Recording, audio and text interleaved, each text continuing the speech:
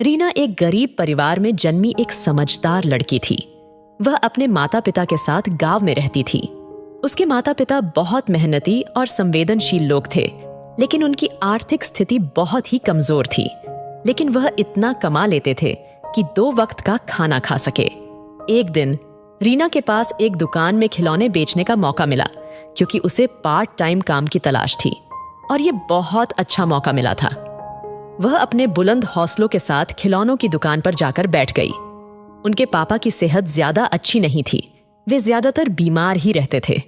गरीब रीना ने देखा कि बाजार में बहुत सारे बच्चे खुशी खुशी खिलौने खरीद रहे हैं, लेकिन वह सभी खिलौनों को देखकर, हंसते हुए बच्चों को देखकर उसका मन उदास हो गया, क्योंकि उनमें कुछ बच्चे ऐसे भी थे जो खिलौने नहीं खरीद सकते थे।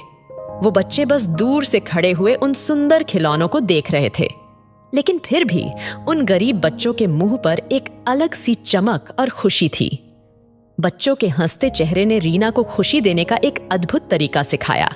रीना ने तय किया कि वह भी अपने पिता की मदद करके किसी अन्य बच्चे को खुशी देने का प्रयास करेगी। रीना ने अपने पापा से कहा, पापा, क्या हम इस गरीब बच्चे को खिलौना खरीद कर दे सकते हैं? उसके पापा ने मुस्कुराते हुए कहा, हाँ बेटा, हम कुछ कर सकते हैं। रीना के पापा को आज बहुत खुशी हो रही थी अपनी बेटी की अच्छी सोच से, क्योंकि रीना के पास खुद भी कोई खिलौना नहीं था, लेकिन फिर भी वह दूसरों की खुशी के बारे में सोच रही है। फिर वे वहां से चले गए और एक छोटे से खिलौने की दुकान में पहुंचे। वहां रीना ने एक प्यारा सा खिलौना देखा और उसे खरीद लिया। बच्चे के चेहरे पर एक मुस्कान लाने के लिए रीना ने उस खिलौने को चुन लिया। उसने अपनी बचत से उस खिलौने को खरीद लिया और उस गरीब बच्चे को दे दिया। बच्चे उसे देखकर बड़े खुश होकर उसे गले लगा लिया। वहां से गरीब रीना का मन भी खुशी से भर गया। उसने महसूस किया कि जब हम दूसरों की मदद करते हैं तो हमें सच्ची खुशी मिलती है।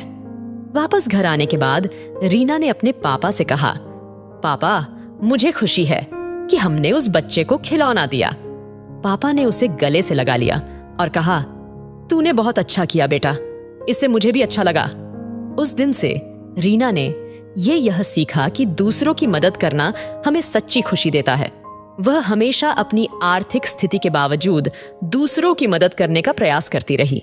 इस गरीब लड़की की यह कहानी हमें सिखाती है कि सच्ची खुशी वह है जो हम अपने और दूसरों के द्वारा